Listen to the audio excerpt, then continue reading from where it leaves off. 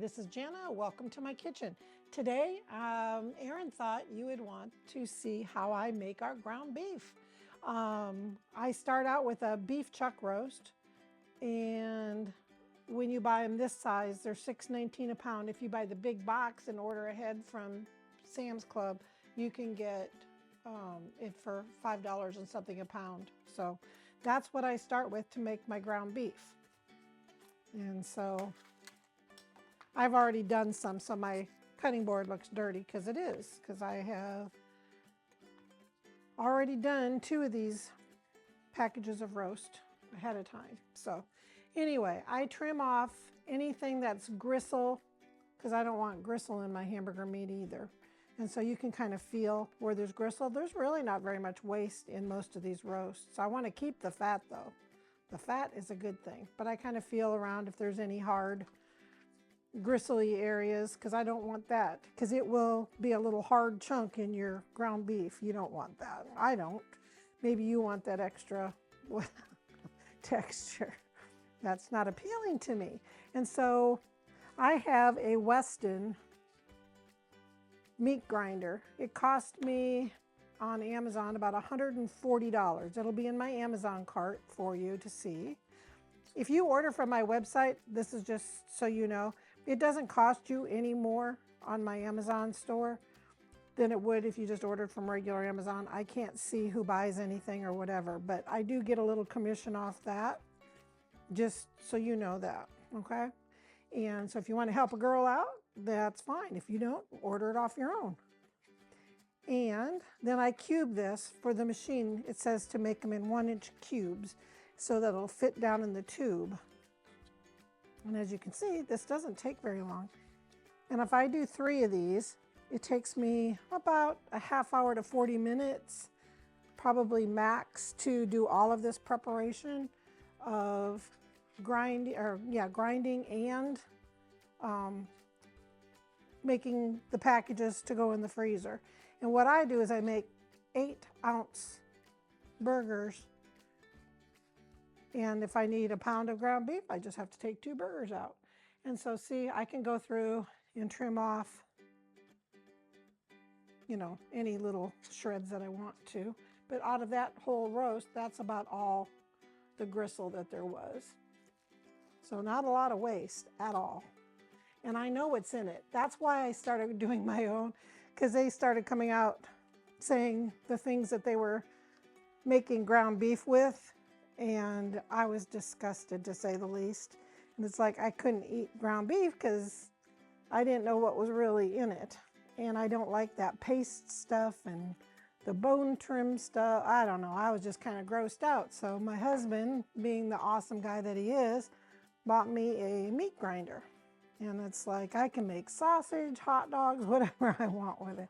When they talk about hot dogs having who knows what in it, everything, we love hot dogs, but if I want to make my own, I can do that with this machine. So for a $140 investment for a kitchen appliance, and it's easy to clean. Don't go, oh my gosh, it's so hard to clean up. No, it's not. I can even show you that, how simple it is. There's some. And then there's this type of a meat, or this really hard, that's not fat, that's like the lining of the muscle, and it's really hard to grind up. It'll show up in your hamburger, and so I cut that off too. If you get a piece, let's see, the other one didn't have that muscle fascia, it's called, but I do cut that off. My husband's going to sharpen my knives for me, so if you notice that they're not real sharp, he got a knife sharpener from our kids for Christmas one year, and it works so nice. See, and that's the only waste out of 2 roasts. And then I just cut 1-inch pieces so they fit down my feed tube. I want to keep that fat. See, some more, if it's hard to pull apart, then I know there's something not what I want in my hamburger.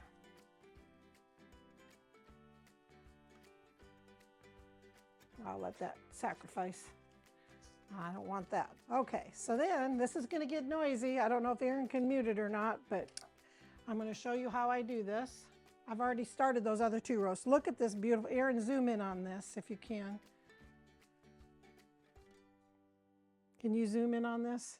Look at this, beautiful. That's the first grind, and it's still really cold. You want your meat to be about 32 degrees. So you don't want it frozen, but you want it really cold, or else it's gonna get gummy. All right.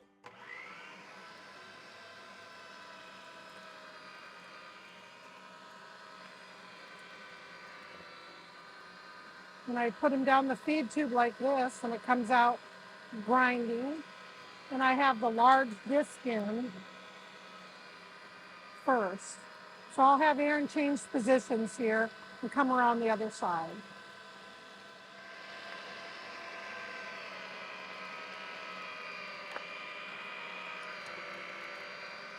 All right. We're finishing this up. First grind.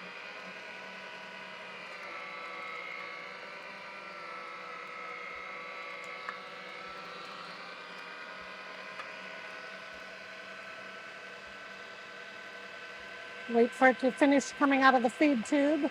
Look at that beautiful meat. It is the beautiful. Okay. So now all you do, because for the second grind, I take this off and I'm going to clean this out.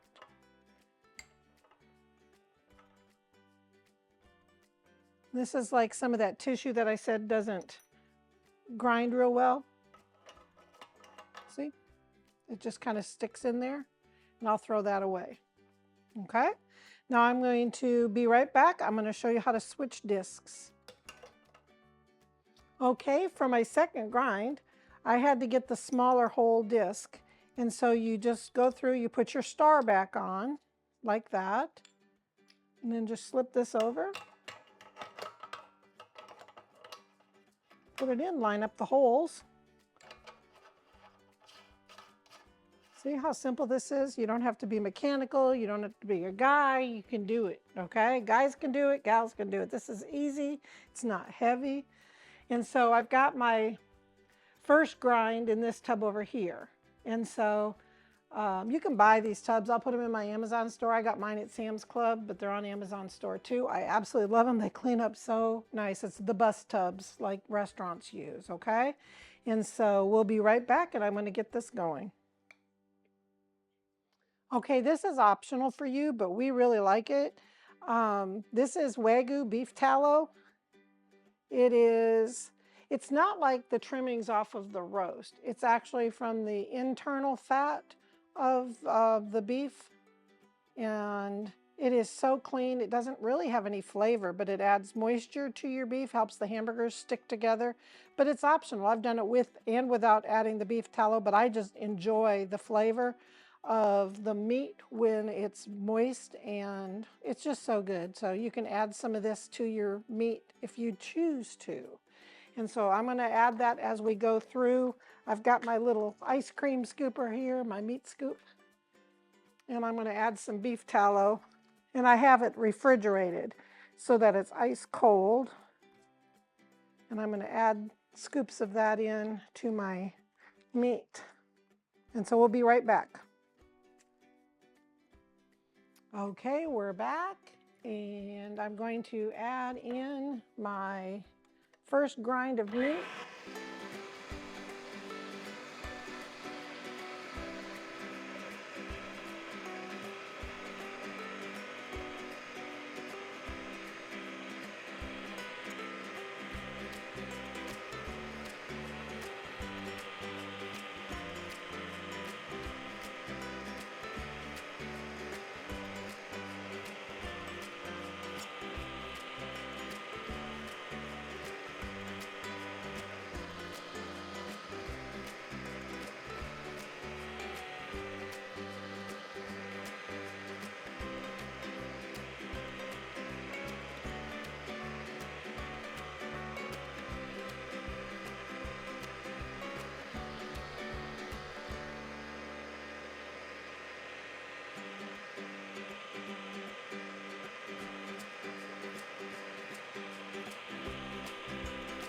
You can see it's lighter because of that tallow I just put in, but we're going to mix it all together.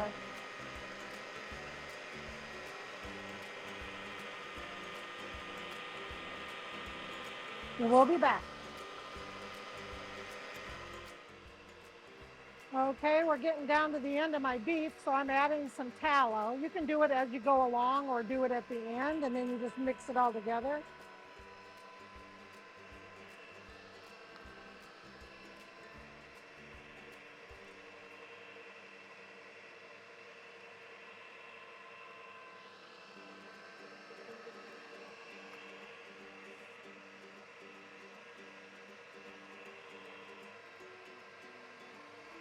And I'll just blend this into the meat, stir it all up, and then I'll make my patties.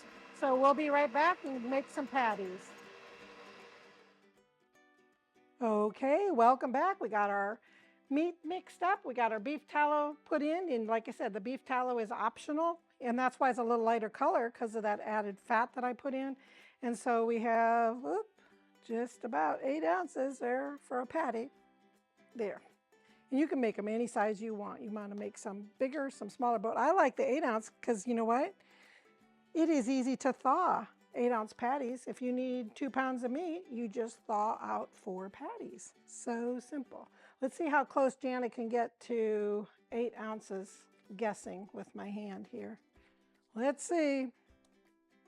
A little over. But look how little that 0.2 makes.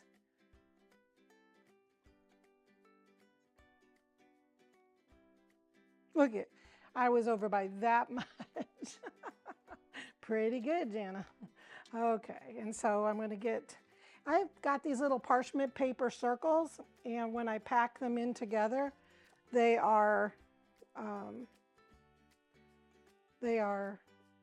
don't stick together when I stack them together, and they're easy to thaw. I just put them in my microwave if I'm in a hurry and hit defrost. I'm just going to do a few of them here. So I'll show you what I do. Ooh, 4 ounce. I'm getting generous, aren't I? There we go. And so get those all ready to go. And then I'm going to show you how I spray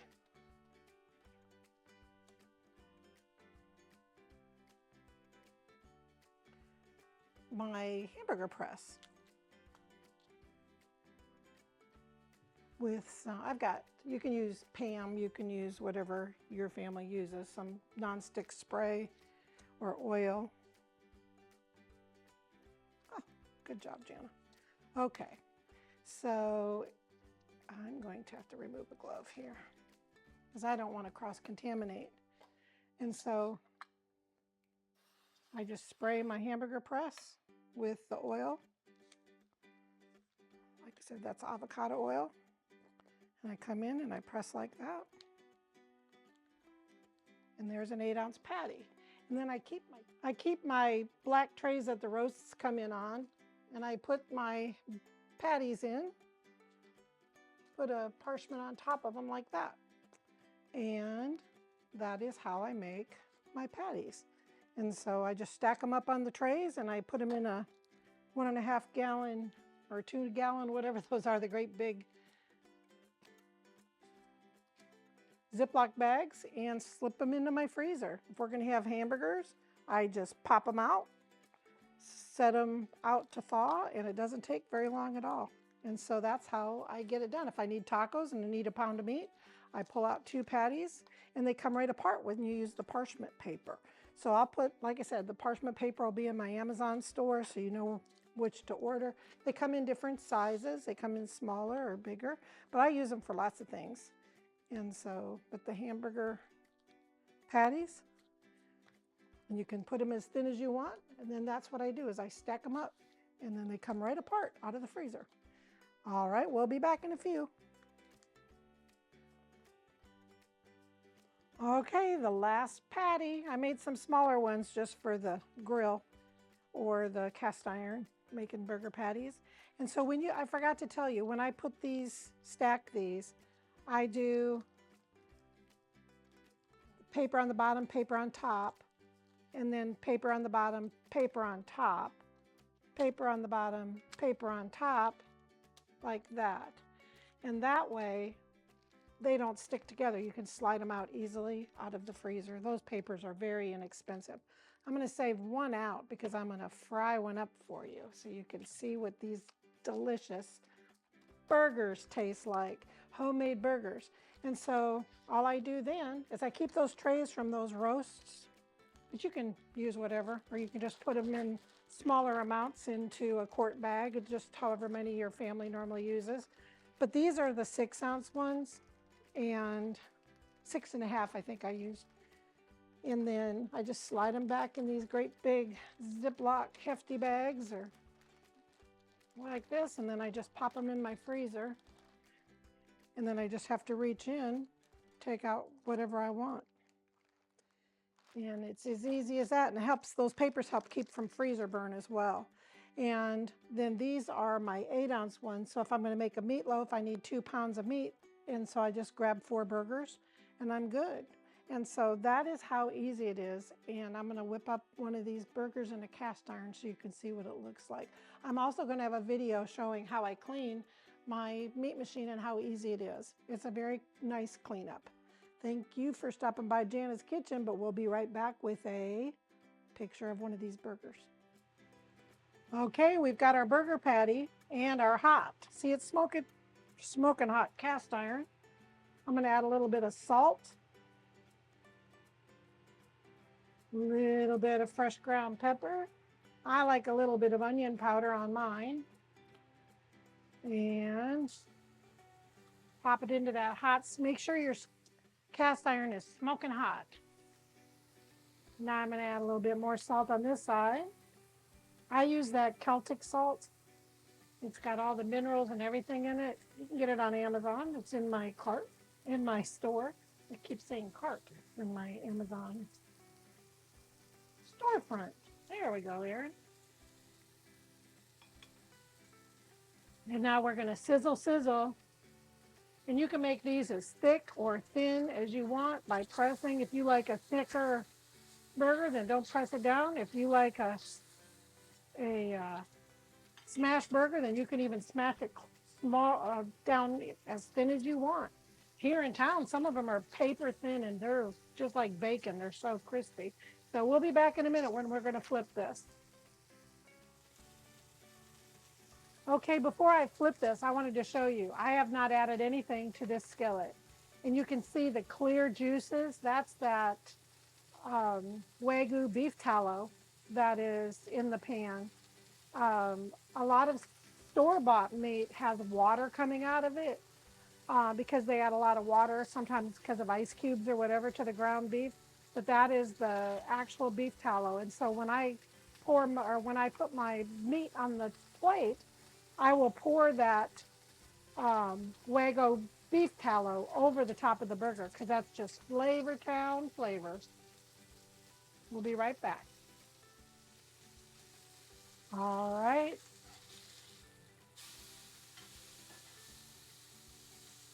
I did press it late. That's probably why I pressed it after it had already sealed down. It's breaking apart a little bit, but normally they don't. I just had pressed down after it had already caramelized. But I like mine very caramelized. So you like yours less, then do it less.